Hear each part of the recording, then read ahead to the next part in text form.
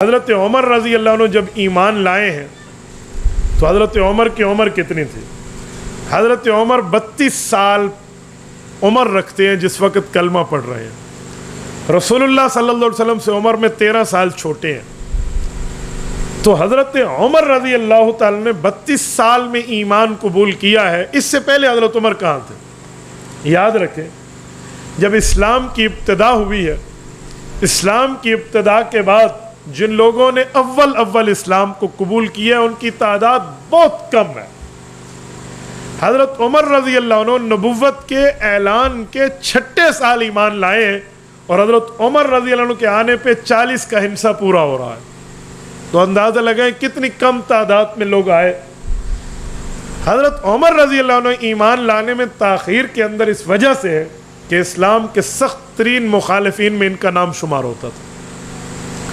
اتنی سخت حالت کہ لوگ اسلام کے مقابلے میں یا ابو جہل پہ نظر رکھتے یا حضرت عمر پہ نظر رکھتے. یعنی اسلام کے لیے ان لوگوں نے آگے چلنا ہے، اسلام کا مقابلہ انہوں نے کرنا ہے. ایک دن حضرت عمر رضی اللہ تعالیٰ عنہ کے لیے اللہ کے رسول نے دعا مانگی ہے، اور یہ وہ دعا ہے جس نے کایا پلٹ کے رکھ دی. میں وہ دعا کے لفظ آپ کی خدمت میں رکھتا ہوں، آپ نے پڑھے بھی ہوں گے، لیکن جس انداز سے میں آپ کی خدمت میں یہ دعا لانے لگا ہوں نا، آپ ذرا ان الفاظ پہ غور کرنا کہ رسول اللہ صلی اللہ علیہ وسلم اس دعا میں رب کریم کی خدمت میں کہنا کیا چاہتے ہیں. یہ جامع ترمذی کتاب المناقب باب مناقب ابی حفص عمر کے تحت امام ابو عیسیٰ ترمذی رحمہ اللہ حضرت عبداللہ بن عمر کی روایت لائے ہیں کہ اللہ کے رسول نے ایک دن دعا میں یوں مانگا. یہ دعا اس وقت مانگی جا رہی تھی جب حضرت عمر کی اسلام کے مقابلے میں کاروائیاں عروج پر پہنچ چکی تھی. ان کاروائیوں میں 1-2 کاروائیوں کو میں عرض کروں اور پھر میں یہ دعا کے لفظ بتاتا ہوں. ان کاروائیوں میں ایک کاروائی تو یہ ہے کہ حضرت زنیرہ جو زخمی حالت تک پہنچی تھی، ان میں حضرت عمر فاروق کا ہاتھ ان پر اٹھا تھا. اسی طرح حضرت عمر رضی اللہ تعالیٰ عنہ کے خاندان میں ایک لبینہ ہے رضی اللہ عنہ، لبینہ العدویہ. یہ صحابیہ ہے لیکن باندھی ہے اپنے آقا کی. حضرت عمر اس کو اتنا مارا کرتے تھے کلمہ پڑھنے کی وجہ سے. روایات میں امام ابن القیم نے اور حافظ ابن کثیر نے لکھا ہے کہ حضرت عمر رضی اللہ تعالیٰ عنہ مارتے مارتے تھک جاتے اور پھر کہتے اچھا صبر کر لبینہ، مجھے تھوڑا دم لینے دے، پھر میں تمہیں تازہ دم ہو کے ماروں گا. یعنی آپ اندازہ لگائیں جوانی میں حضرت عمر کی طاقت، اور پھر یہ کہنا کہ میں دم لے لوں تو سامنے والے کا حشر کتنا ہو چکا ہوگا.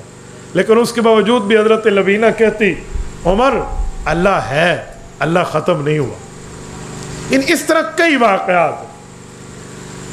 حضرت رسول اللہ کے دعا کے لفظ سنیں.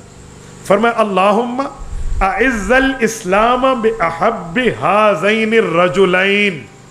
میرے مولا میں تمہیں 2 بندے پیش کر رہا ہوں، ان میں جو تمہیں پیارا لگے وہ مجھے اسلام کی عزت کے لیے دے دے.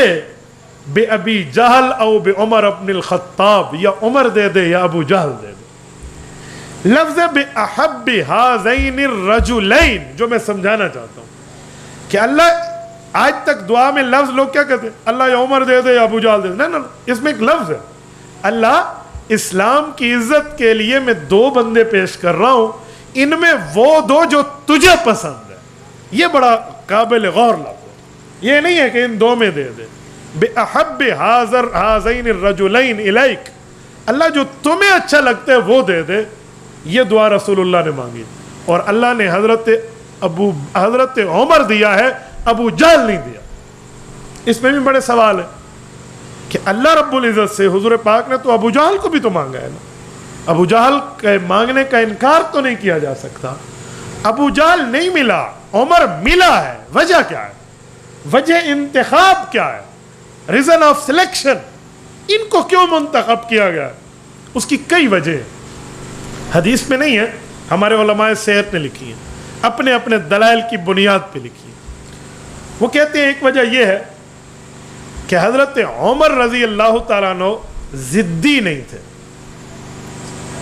سب مخالفت کی باتیں حضرت عمر میں تھیں لیکن دلیل کے سامنے ضد نہیں کرتے تھے. ابو جہل اکڑ جایا کرتا تھا، ابو جہل میں تکبر تھا، انانیت تھی، ابو جہل میں ضد تھا، تعصب تھا. اس وجہ سے اللہ نے حضرت عمر دیا ہے، ابو جہل نہیں دیا، کیونکہ اللہ کو تکبر ناپسند ہے، اللہ رب العزت کو انانیت پسند نہیں ہے۔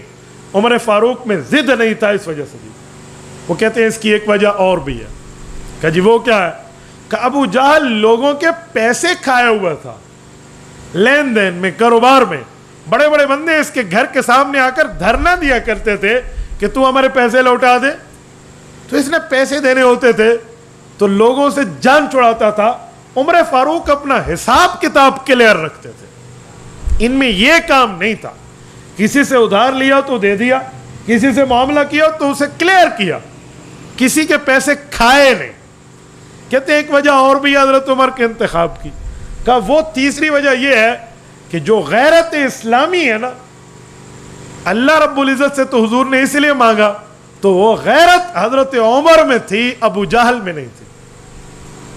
غیرت کے معاملات میں ابو جہل بالکل پرلے درجے کا بندہ تھا، اور عمر فاروق میں غیرت تھی۔ اس دلیل کی ایک حدیث ہے، وہ یہ ہے کہ جب معراج کی رات رسول اللہ صلی اللہ علیہ وسلم جنت کا وزٹ فرما رہے تھے، اور جنت کا دورہ کرتے ہوئے ایک دلکش محل کو حضور پاک نے دیکھا، تو حضرت جبرائیل سے پوچھا کہ یہ پیارا محل کس کا ہے؟ رسالت مآب علیہ السلام فرماتے ہیں میرے دل میں آیا جبرائیل کہے گا یہ آپ کا ہے، لیکن جواب یہ نہیں آیا، جواب رسول اللہ کی توقع کے برخلاف آیا کہ یا رسول اللہ یہ محل آپ کے صحابی حضرت عمر کا ہے۔ حضرت رسول اللہ صلی اللہ علیہ وسلم اچھا جی ہاں بہت خوبصورت محل ہے، فرمایا جی ہاں، اس میں حضرت عمر کی وہ بیوی جو حور ہے نا، وہ یہاں آرام فرمائے جس کا نکاح عمر سے کیا جائے گا، اور یہ وہ گھر ہے۔ حضور پاک علیہ السلام واپس تشریف لائے تو حضرت عمر کو یہ واقعہ سنا کہ میں نے ایسے ایسے آپ کے گھر کو باہر سے دیکھا، جی چاہتا تھا اندر چلا جاؤں لیکن نہیں گیا۔ آپ علیہ السلام رکے اور حضرت عمر نے پوچھا یا رسول اللہ کیوں نہیں گئے؟ فرمایا عمر مجھے تیری غیرت یاد آ گئی۔ نہیں سمجھے وہ جو میں بتانا چاہوں، تجھے غیرت یاد آ گئی۔ حضرت عمر نے عرض کیا رسول اللہ آپ پر کیا غیرت کی بات ہے، لیکن اس حدیث سے ایک بات سمجھ آتی ہے کہ عمر باغیرت آدمی ہے، بے غیرت نہیں ہے ابو جہل کی طرح۔ تو حضرت عمر کا اللہ نے انتخاب کیا، ابو جہل کا نہیں کیا، کیونکہ اس میں غیرت موجود تھی۔ اور تیسری وجہ اور بھی ہے، چوتھی وجہ اور یہ ہے کہ سورت فتح کی آخری آیت میں رب کریم نے رسول اللہ کے صحابہ کے لیے یہ لفظ فرمایا ذالک مثلہم فی التوراۃ و مثلہم فی الانجیل۔ حضور پاک اور حضور کے صحابہ کی مثالیں اللہ نے صرف قرآن میں بیان نہیں کی، بلکہ اس سے پہلے تورات میں اور انجیل میں بھی رب کریم نے بیان فرما دی۔ ایک صحابی ہیں حضرت دہیہ بن خلیفہ کلبی رضی اللہ عنہ، ان کو اللہ کے رسول نے خط دیا کہ آپ کیسر روم ہرقل کے پاس لے کر جاؤ۔ اسلام کا یہ خط لے کر جب یہ وہاں پہنچے، وہ ایمان لایا نہ لایا ایک علیحدہ بحث ہے، لیکن اس نے ان کا اکرام کیا، رسول اللہ کے سفیر کی عزت کی، اور رات کو اپنے محل میں ٹھہرایا تو نگار خانے میں لے گیا۔ نگار خانے میں پہنچا کے اس صحابی کو کہتے ہیں بتاؤ یہ تصویروں والوں کو جانتے ہو؟ یہ صحیح بخاری کی باب کیف کان بدء الوحی کی شرح پڑھ رہا ہوں۔ پھر نے کہا یہ تینوں تصویریں میں جانتا ہوں جو اس نے ہاتھ سے بنائی تھی، مورتیاں۔ تو نے کہا کون ہے؟ تو حضرت دہیہ بن خلیفہ کہنے لگے یہ رسول اللہ صلی اللہ علیہ وسلم کی شبیہ ہے، اور یہ حضرت ابو بکر کی اور یہ حضرت عمر کی۔ لیکن تم ہرقل روم میں بیٹھ کے عرب آج تک آئے نہیں، ان تینوں کو کیسے جانتے ہو؟